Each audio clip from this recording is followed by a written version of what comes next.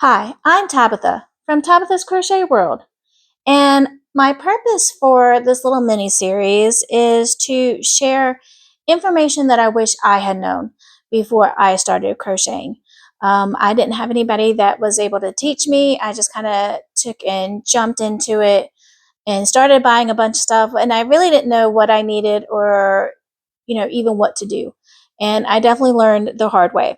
So this series would be great for those who haven't started crocheting yet but would like to, or even those who have just gotten started and could benefit from some information. The first thing that we're going to talk about are hooks. If you are confused by the letter and number on the crochet hook, the letter is from US companies historically labeling their hook sizes with letters A to Z, but it wasn't standardized across all the hook companies or the companies that made the hooks. And people would use hooks from different companies and they weren't consistent. So the companies began including the millimeter number just so that no matter what hook you're using, the size is going to be consistent. I also recommend that you get an ergonomic hook. I started off with just the plain metal hooks that you can get in those standard kits in craft stores, and it wasn't long before my hand just would get so tired and fatigued from holding the crochet hook. So these are definitely something to invest in. They have a bigger piece on the hook that you can grip and hold, so you don't have to worry about gripping something a lot smaller. It's got a flat space right here for me to rest my thumb on. It's kind of got some grooves where it's curved inwards right here, where it's a perfect spot for my index finger to curl around. So this is how I hold my crochet hook. You'll have to find what works best for you. I've seen people hold their hooks lots of different ways. It's just really whatever is the most comfortable. So that's how I hold mine. Definitely invest in several different hook sizes. 5 millimeter is the one that I use the most. But I have gone down as low as a 4 millimeter and up to a 6 millimeter. So you do need some different sizes depending on what size yarn you're going to use and what your project calls for. Always look at the pattern and know what tools you need before you get started. The other tool that you're going to be looking at and needing are yarn needles.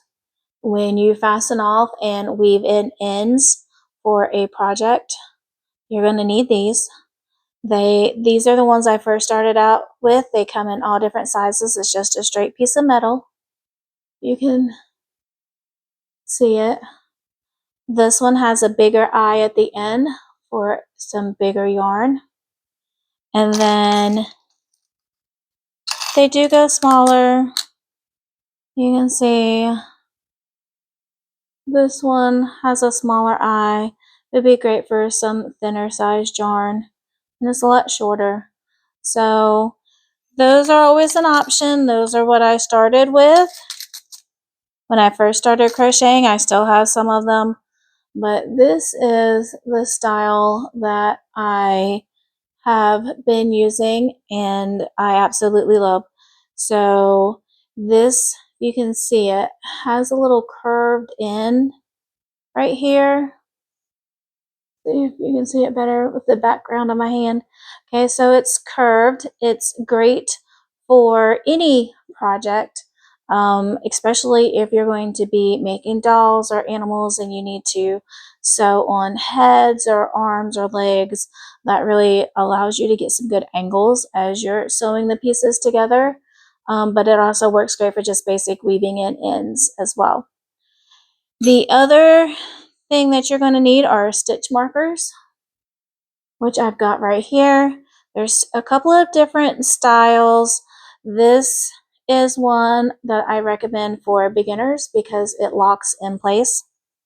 I'm going to show you here. I've got a little piece of yarn that I crocheted. We're going to get into stitches a little bit later, but if you look at this V shape right here, let me use my, so if you look at this V shape right here on top, that's the top of your single crochet stitch.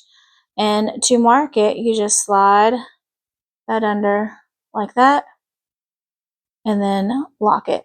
It's not going to come out, which is why I suggest these for beginners. When you're crocheting in a circle or in the round, you definitely need to know where your row begins and ends. It's not as easy if you're just doing rows back and forth like I did here, where you're going to be able to tell where it begins and ends. So these stitch markers come in handy. And then for this one, you just slide it back out and then slide this piece out and it's done. This stitch marker right here does not lock. When I'm doing short rounds and I don't need to save the stitch marker for a complicated project for steps later on, this is what I prefer to use because I can use it one-handed. I about have to do the other stitch marker with both hands, but this one I can just slide it in one-handed and then slide it back out really easily. And then I can go ahead and do my next stitch and slide it back in once I complete that stitch again. Okay, so this you have to be careful with because it can take and slide out if you're not careful. If you're crocheting and you accidentally hit it with your hand, it can move it, and I have had it slide off.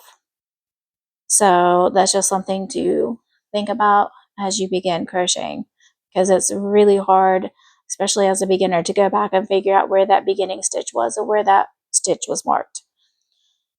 The other tool that I highly recommend is a counter of some sort. This is not specific to crochet, but it is just a generic counter that can be used for a lot of different projects. As you can see, I'm on row 33 or just completed row 33 of a project that I'm working on. I like this one because I can just reach over one-handed as I complete the row and hit that piece and it will increase the number for me, and then I can easily change the number or set it back to 0. So that's it for necessary tools other than a good pair of craft scissors, maybe a tape measure. Although I don't use a tape measure very often, I have on occasion if I'm testing to see how long or how wide something is. But that's it. I hope that this was helpful, and our next one is going to be all about some yarn.